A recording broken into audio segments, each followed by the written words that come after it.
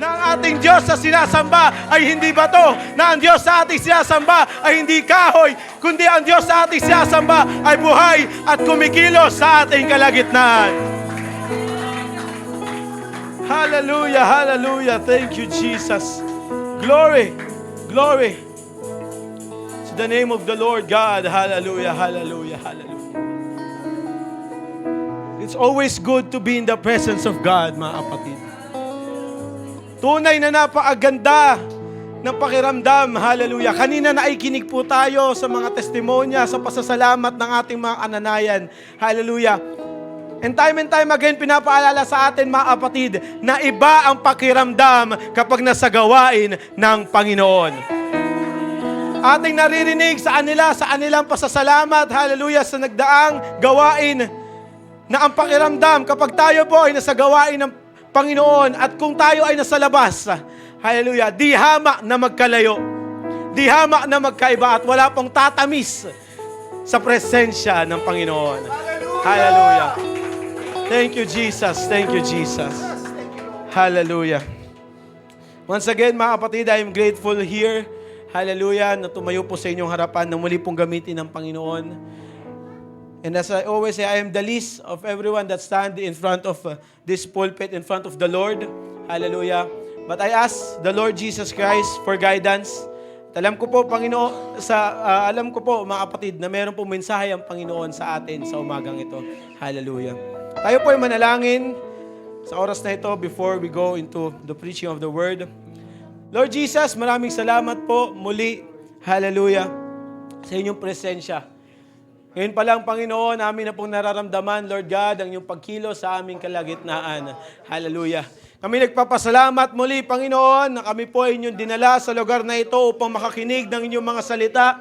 Kami po ay nagpapasalamat, Panginoon, hallelujah, sa inyong pag-ibig, sa iyong kabutihan sa bawat isa sa amin. At sa oras na ito, Lord God, buksan mo po ang aming puso at isipan, kausapin mo kami, Panginoon, hallelujah. Alam namin, Lord Jesus, na meron pong biyaya na naghihintay sa amin, sa aming pakikinig sa inyong mga salita. Kaya, Lord God, be the center of what we do, Lord. Itago mo po ang inyong lingkod sa inyong likuran, Panginoon, hallelujah. Cover this place with your precious blood, Lord, hallelujah. And hold us mightily in your hands. Hallelujah. Wala pong kapangyarihan ng kaaway sa lugar na ito, Lord God. Sa lugar na ito at sa buhay, Panginoon, ng bawat isa, lalo higit ng inyong lingkod na magdadala po ng inyong pong salita.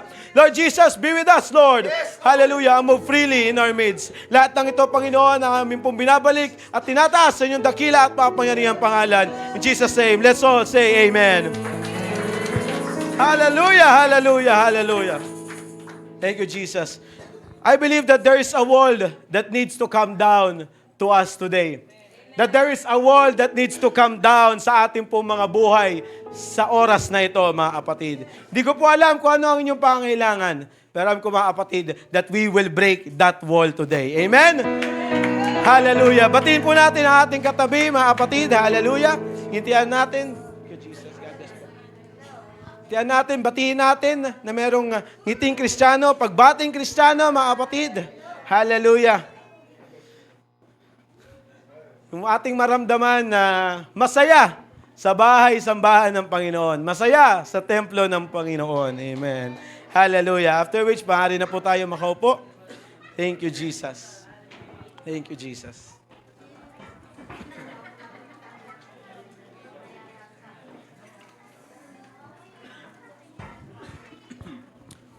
I would like to give this sermon, mga kapatid, with the title, Break the Walls Down. Hallelujah. Ang characteristics ng isang pader, hallelujah, is for defense.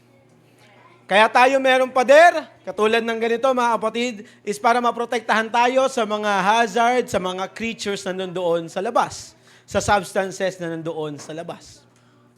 Ganun din, mga kapatid, kaya po, kung titignan natin sa mga kastilyo, mga castle, during the ancient times, during the medieval times, mga kapatid, malalaki ang kanilang mga wall, yung kanilang mga haligi. Ano po? It is primarily for defense. And right now, I believe, mga kapatid, merong mga walls sa ating mga buhay na kailangan nating gibain. Sa oras na ito, mga kapatid, meron tayong mga walls na kailangan, naniniwala ako mga kapatid na mayroon tayong mga pader na pumipigil sa atin for a greater breakthrough. There's a blessing that awaits us, mga kapatid. And this is the promise of the Lord. Meron pong naghihintay na breakthrough sa atin. May naghihintay na pagpapala sa bawat isa sa atin. Breakthrough at blessing sa ating buhay, blessing sa ating ministry, sa ating finances, mga kapatid, sa ating karir, at sa ating mga panalangin. Meron pong naghihintay. Ngunit, ang problema, meron pong pader na nakaharang para tayo po ay makadiretso.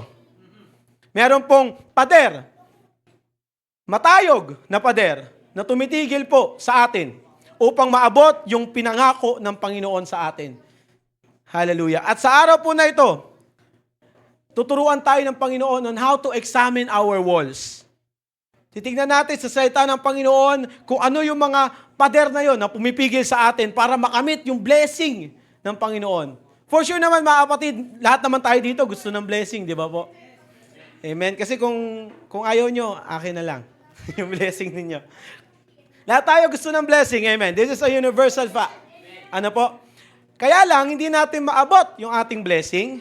Yung blessing na inihanda ni Lord sa atin kasi po merong mga pumipigil.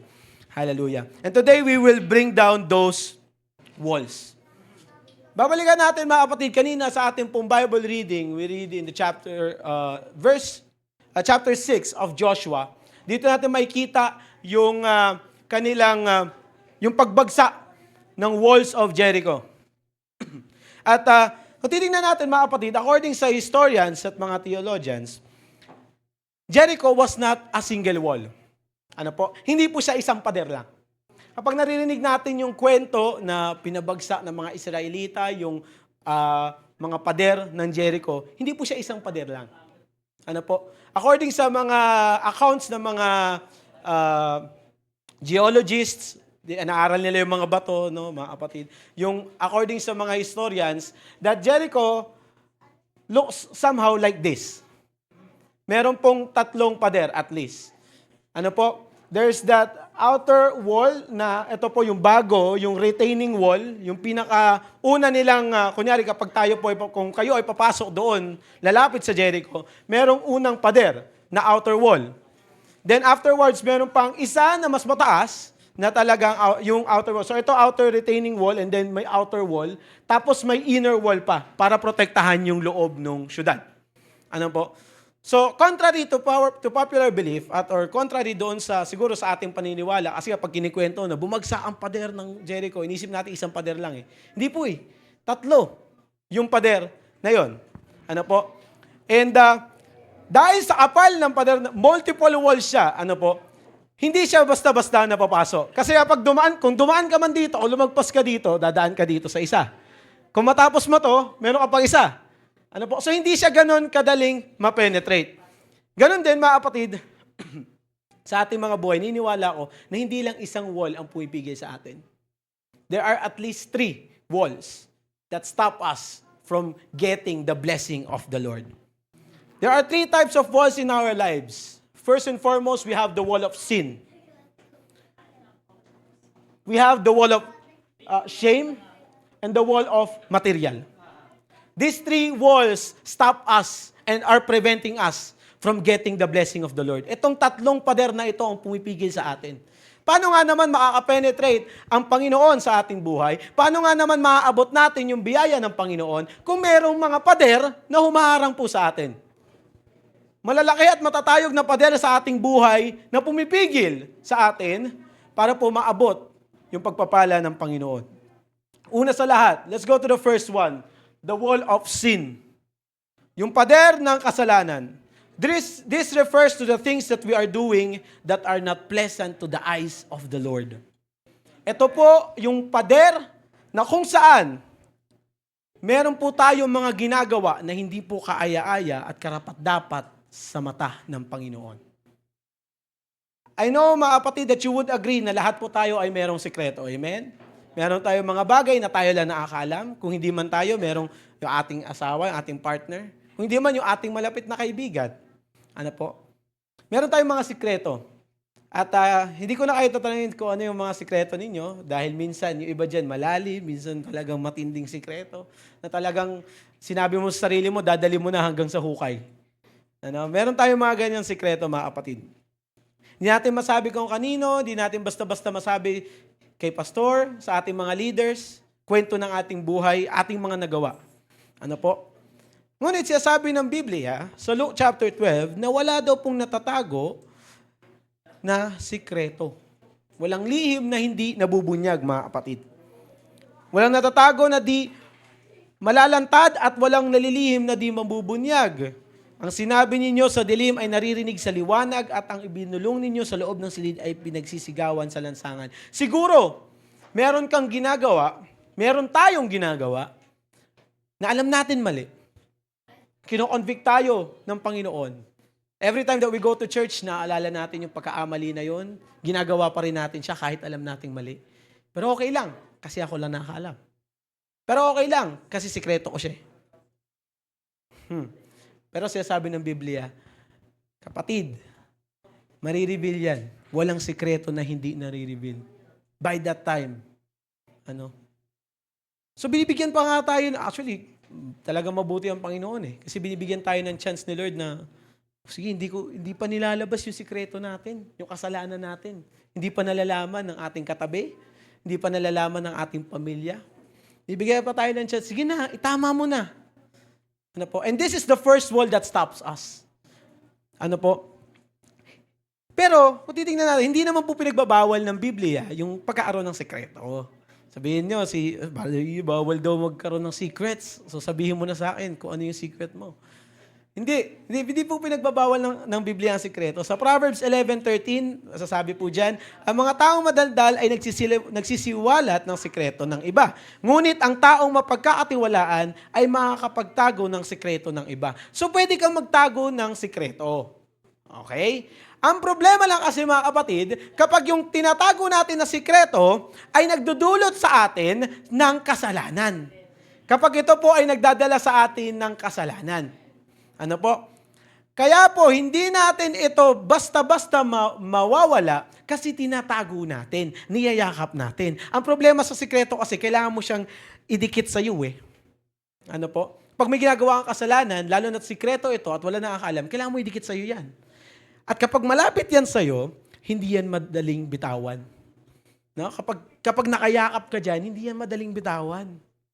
Kaso nga lang, ito siya sabi ng Biblia sa atin, itong pader na ito, itong bagay na ito, itong kasalanan na ito, nayakap-yakap natin, mga kapatid, kailangan nating alisin kasi po may inihanda si Lord sa atin. Paano tayo ukuha pa ng blessing kung may yakap-yakap pa tayo na kasalanan? Hallelujah. Hindi ko po alam kung ano yung sin na ito na inyong tinatago, ano yung sikreto na ito na inyo pong tinatago. Hallelujah. Pero sabi sa atin ng Panginoon na hindi po kailanman, kung nais natin maging Kristiyano, hindi po kailanman tumatabi ang kasalanan sa Diyos. Sin will never coincide with God. Hindi po kahit kailanman magsasama ang kasalanan at ang Diyos. Ano po? So we have to choose one. Either we hug that sin or we hug the Lord. Hallelujah. Sikapin natin, sabi sa Hebrews 12:14, sikapin ninyong maasundo ang lahat at magpaabanal sapagkat hindi ninyo makikita ang Panginoon kung hindi kayo mamumuhay ng ganito. Ganito means, ang nire-refer po dito is yung kabanalan. Ang Diyos ay banal, mga kapatid. At kung nais natin na magpatuloy sa gawain ng Panginoon, kailangan po nating alisin yung mga bagay na hindi banal. Hallelujah. Praise God. So ngayon, mga kapatid, let us examine ourselves. Meron po ba, is there a sin na tinatago natin? A sin that we continue to live kahit alam nating mali. A sin na hindi natin mabitawan dahil nagbe-benefit po tayo dito. The Lord does not want us to live in sin dahil ikasisira po natin ito. Para rin po ito sa atin. Ito rin ang nais ng Panginoon para sa atin na maalis po itong pader na ito. Hallelujah. Palakpakan po natin ang Panginoon. Thank you, Jesus. Now, that is the first one. Sabihin natin, okay, I have broke down that wall nabagsak ko na yung pader na yon. After the wall of sin, we go to the wall of shame.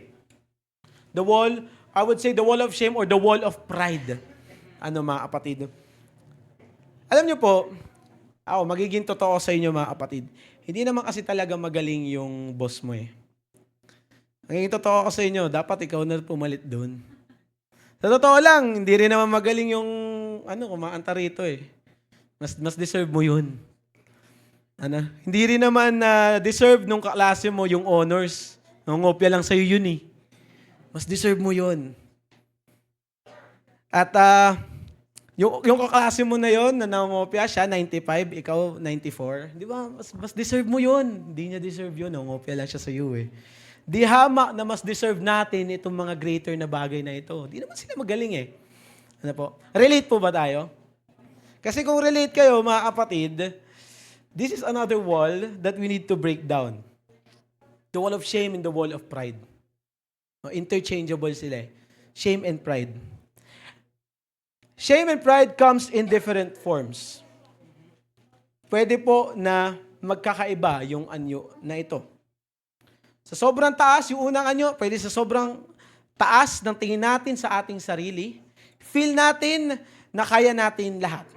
Na dapat ikaw yung nandito sa ganitong posisyon, na dapat ikaw yung makakuha ng lahat ng meron sila. Pwede rin naman po sa anyo na hindi natin maiunat yung ating mga kamay sa pag-awit at pagsamba dahil nahihiya po tayo. Ganito mga kapatid eh. According sa studies, shyness is often linked to pride. Yung mga tao na mahihiyain. I would say, there are several factors, no? But shyness in itself, yung pagiging mahiyain, nakadikit po yan sa pride. Nakadikit po yan sa paglayo sa kahihiyan. Dahil gusto natin ma-maintain yung perfect image natin, we tend to do limited movements para makalesen yung chances na magkakamali po tayo. Kasi kapag nagkamali po tayo, masasaktan yung pride natin, yung identity natin at yung ego natin. So kapag tayo ay nahihiya, isipin natin, hindi yan siya basta nahihiya ka lang. It's your pride talking to you. Yan yung ego mo na nagsasalita. Bakit ka nahihiya? Kasi gusto mo kapag nahihiya, 'di ba? Upo lang, halokip-kip ang mga kamay, nakadikit lang sa iyo, wala ka masyado, hindi ka magalaw.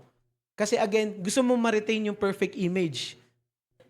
And dahil nga gusto mo ma-retain yung perfect image, gusto mo ma-keep yung iyong identity, yung ego mo. Kasi pag nagkamali ka, sa aagalaw mo, pag nagkamali ka, mapapahiya ka. At yun yung ayaw natin. It comes with pride. Ano naman kung mapapahiya? Ano naman kung magkamali ka?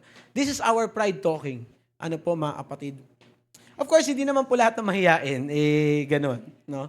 Na there are several factors in psychology. Titignan natin na link siya sa brain, sa anxiety, sa depression, and stuff like that. Pero most often than not, kapag tayo po ay nahihiya, pride yan na pumipigil sa atin. Ngayon, titingnan natin, i-examine natin ang ating sarili. Tayo po ba yung taong ganito? Hindi natin may unat yung ating kamay kapag nandito tayo sa simbahan. Why? Because we want to retain that perfect image. Gusto natin na maganda lang itsura natin. Yung pagpasok natin dito, naka-aircon. Yung itsura mo kanina, gusto mo pag-uwi, ganun pa din. Yung totoong Kristiyano, mga kapatid, hindi ganun. Kasi kung totoo nagpupuri, dumating yan, ang ganda nung ipit, ang ganda ng lalabas yan na pawis, lalabas yan na magulo yung buhok. Yun ang totoong Kristiyano, mga kapatid. Huwag nating pilitin yung ating pride na i-retain yung perfect image na yan. Huwag nating sabihin na, nahihiya ako. Hindi ka nahihiya. It's your pride talking to you. Because it is preventing you from truly worshiping the Lord. From truly doing things that are of the Lord. Hallelujah. Praise God. So, examine natin yung ating sarili. Kaya po ba nating aminin yun sa sarili natin? The thing with pride, itong problema sa pride, mga kapatid, sa shame. Unlike yung dalawang pader, alam natin na meron tayo nito. Aware tayo sa ating ginagawa. Aware tayo na ito yung masasaktan sa atin kapag ginawa natin yung isang bagay. Nga lang, kahit alam natin na meron tayo nito, sobrang hirap niyang aminin kahit sa sarili natin. Sobrang hirap niyang alisin sa atin. Ang ironic, no, mga kapatid, kasi alam mo yung problema, alam mo na ma-pride ka, alam mo na ego mo yung nagsasalita, ayaw mo masaktan yung ego mo, pero hindi mo siya basta-basta maalis. Kahit nga pag-amin sa sarili, hindi ako ma-pride, humble nga ako kasi nakaupo nga lang ako Humble nga ako kasi hindi nga ako bida-bida sa church No, mga kapatid, it's our pride, it's our ego na ayaw nating matapaan, masaktan. Kasi gusto natin ma-retain yung ating perfect image sa harap na ibang tao. But the Lord God does not want that. Hindi po yan ang nais ng Panginoon. Hindi naman natingin si Lord sa ating itsura, sa ating perfect image, mga kapatid. Hallelujah. At sinabi ng Biblia na kung sino po ang nagmamataas, siyang ibababa ng Panginoon.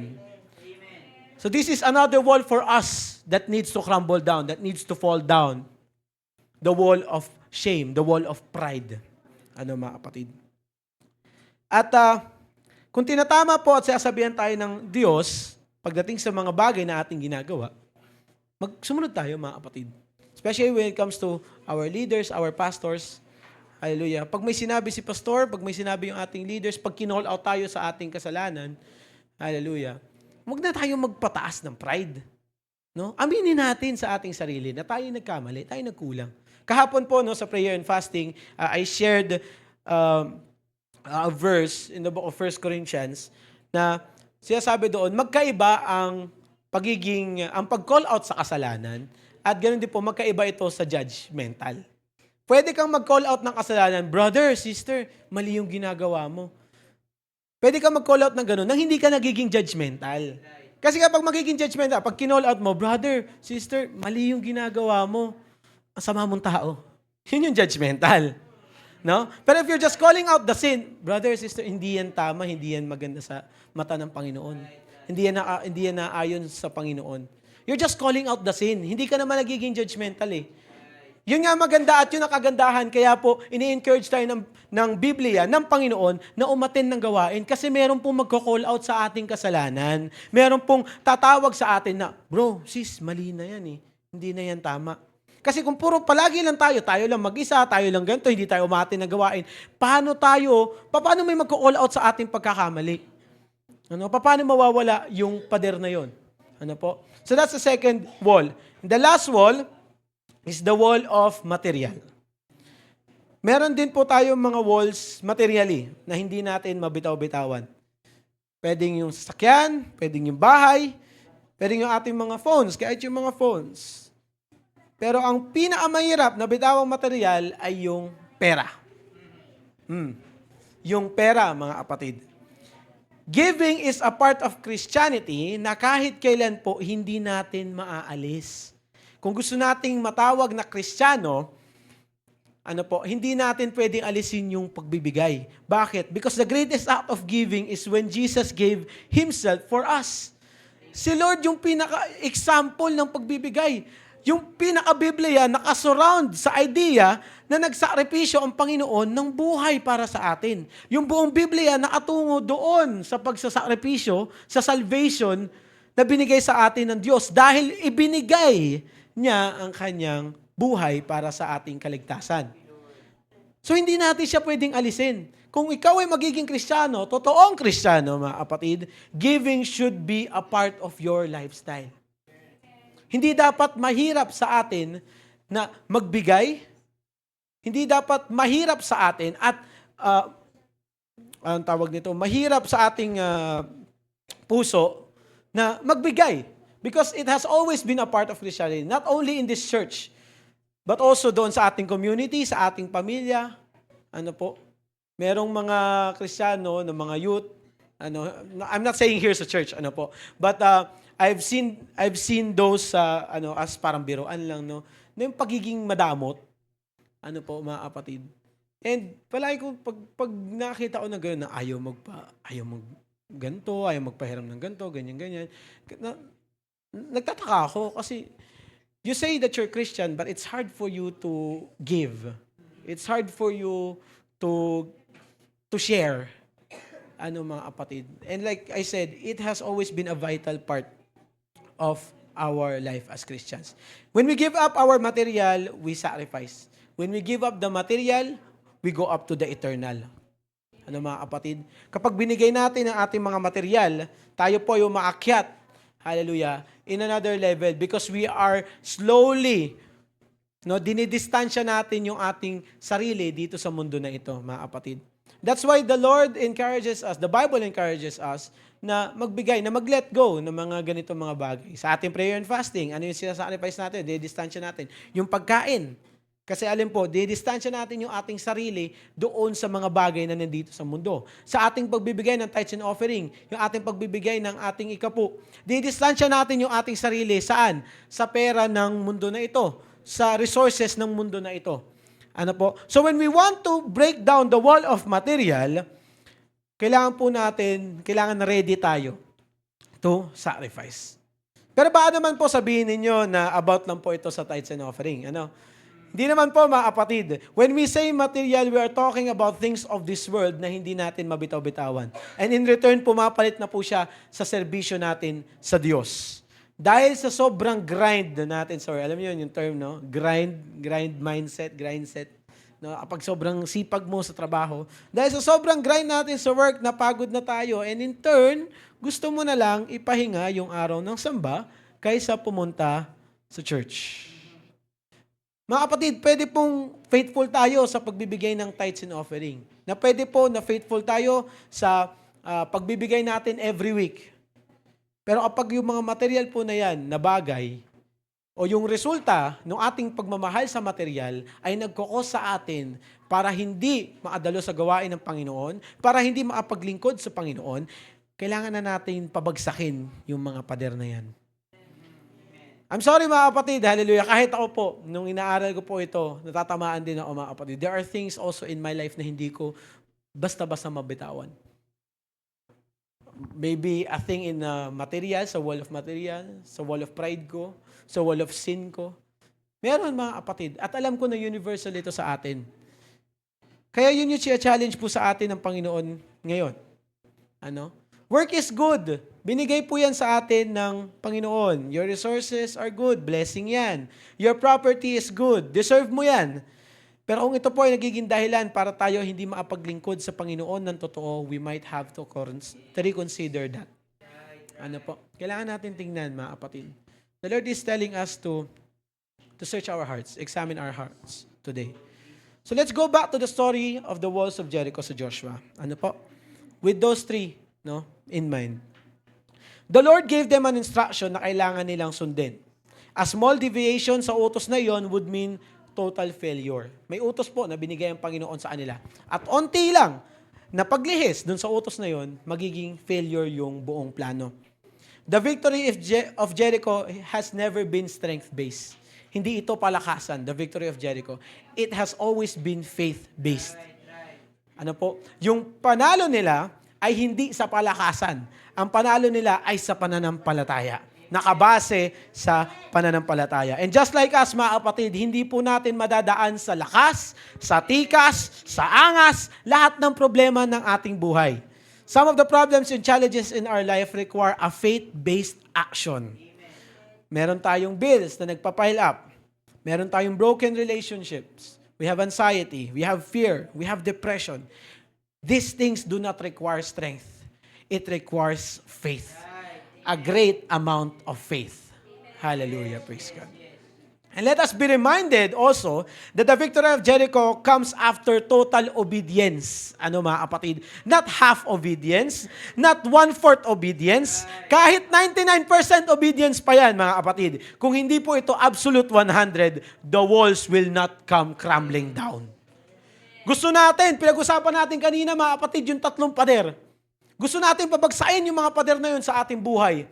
Pero siya sabi sa atin, just like the story of the walls of Jericho, kahit 99% na sumusunod ka sa Panginoon, pero may 1% na hindi mo kaya mabitawan, hindi mo magawa-gawa para sa Panginoon, mga kapatid, hindi babagsak yung mga pader na yan.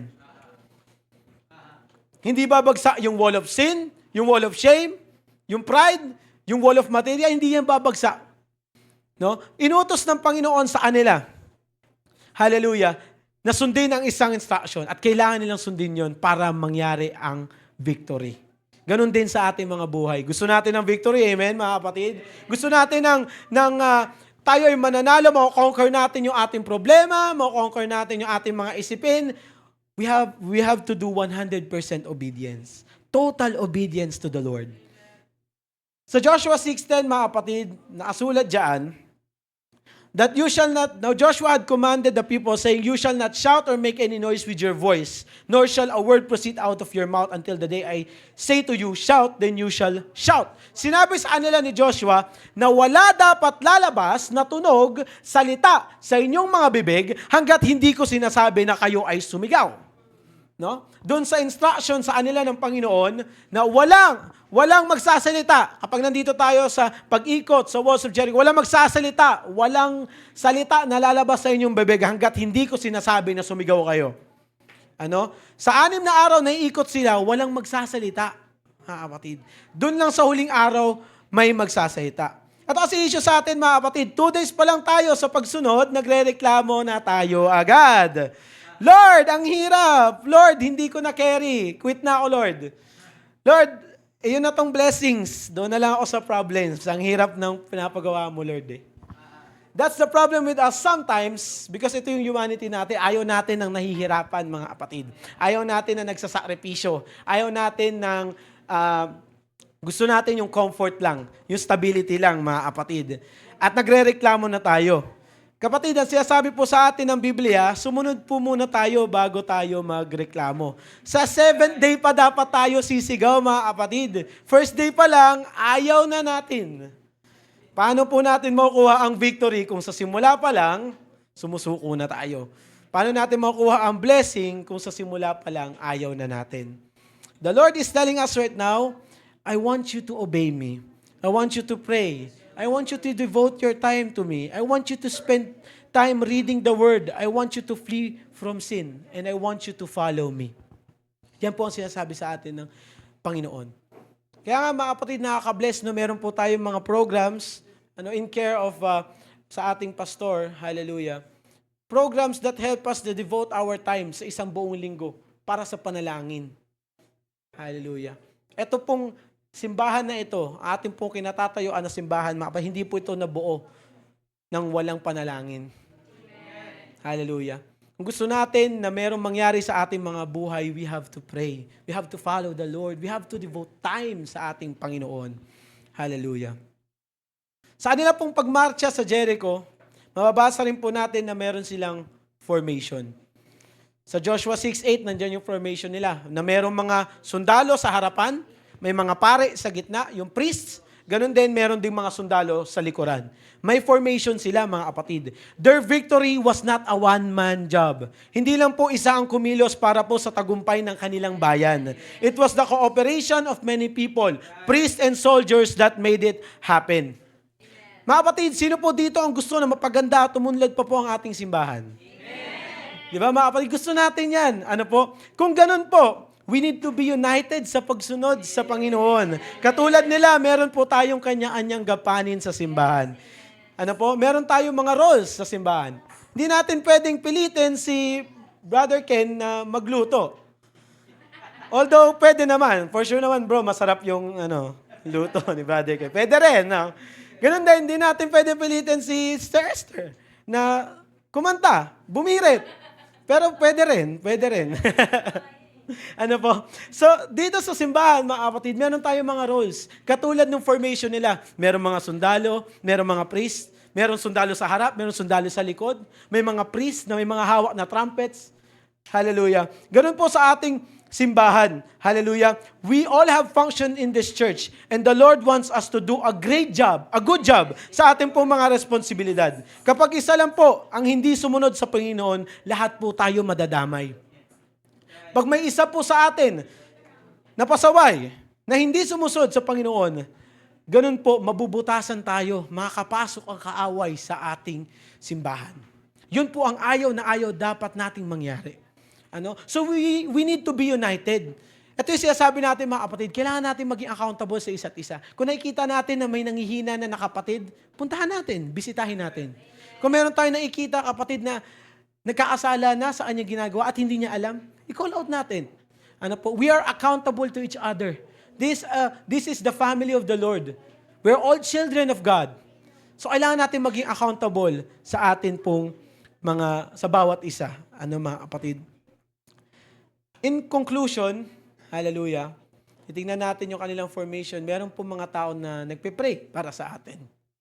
Amen. Yesterday, kahapon, it is truly always a blessing for me. No? I'm always grateful na maging parte po sa prayer and fasting palagi.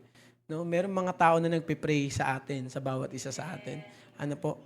At palagi natin tandaan that prayer allows us to move in this realm of spiritual. Ano po mga kapatid? Ito ang nag-aalaw sa atin na mangyari ang mga bagay na ating hinihiling. So in conclusion mga kapatid, sa ilang pagsunod sa Panginoon, natumba po nila ang mga makakapal at matatayog na pader ng Jericho. And in the process, nailigtas din po nila si Rahab at yung kanyang buong pamilya. Alam ko po na ang ating pagsunod sa Panginoon ay ang ating responsibilidad bilang Kristiyano. Alam rin natin na ang ating pagsunod ay merong kaakibat na pagpapala at biyaya. Pero hindi natin napapansin, mga kapatid, na sa ating pagsunod pala sa utos ng Lord, meron po mga taong naililigtas. Meron po mga taong nabibless sa atin dahil po matapat tayo sa Diyos. Ang nais nila ay masaop ang Jericho. Pero in the process of taking over Jericho, merong tumulong sa kanila na isang babae. Isang taong makasalanan na si Rahab. At ito yung naging daan para mailigtas si Rahab at ang kanyang pamilya. Kung hindi po tayo convicted sa mga nabanggit kanina, siguro dito po makukumbinsi tayo mga kapatid. Na sa ating pong pagdalo sa church every Sunday, sa ating pagpipray bago kumain, bago umalis ng bahay, sa ating pagsasabi ng praise the Lord, thank you Jesus, sa ating pong pagdalo sa gawain at pagiging masigasig sa gawain, meron pong mga tao na hinihipo ang Diyos upang kanyang dalhin sa simbahan, upang ganun po sa atin, through us, sila po ay maligtas, mga kapatid. Hallelujah. Your obedience to God is not only a one-way ticket. Hindi lang po ito pang isang tao. Yung ating pagsunod sa Panginoon, hindi lang pang isang tao. Ang ating obedience sa utos ng Diyos ay maaari pong maramihan. Hindi natin alam na kapag natanggal at napabagsak natin ang ating mga walls para makamit ang ating breakthrough, yun pala ang araw na lalapit yung ating kaibigan, yung ating mahal sa buhay, at magsasabi na, sama ako sa church. Pag-pray mo naman ako, turuan mo naman ako niyan. Tayo po lahat ay tatayo, mga kapatid. Hallelujah. When we started kanina sa ating pong pag-examine sa ating mga walls, mga kapatid, it's about us. About sa ating sarili, mga kapatid. Inward looking. Kanina po, in-examine natin, mga kapatid, yung ating mga pader. In-examine natin, mga kapatid, yung ating mga kasalanan, yung ating mga nagagawa sa harap ng Panginoon. Thank you, Jesus. Kanina, we started sa paikinig sa salita ng Panginoon, sinimula natin na tungkol sa ating sarili. And now we end and we realize that it's not always, hindi lang pala ito para sa ating sarili. Yung ating pagsisimba, yung ating pagiging matapat sa gawain, sa ating pagpipray, kahit sa simpleng naririnig lang nila na God bless you, sa nakikita nila na every Sunday, tayo'y pumupunta sa gawain. Hindi natin alam, mga kapatid, na tayo po ay nakakapag-bless ng ibang tao. Na in the process of conquering our own walls, we also save others. Sa proseso, mga kapatid, na pagbagsak natin ng ating wall of sin, ng ating wall of shame, yung ating wall of material, yung ating wall of pride, hindi natin napapansin, mga kapatid, na meron din palang mga tao na nililigtas ang Panginoon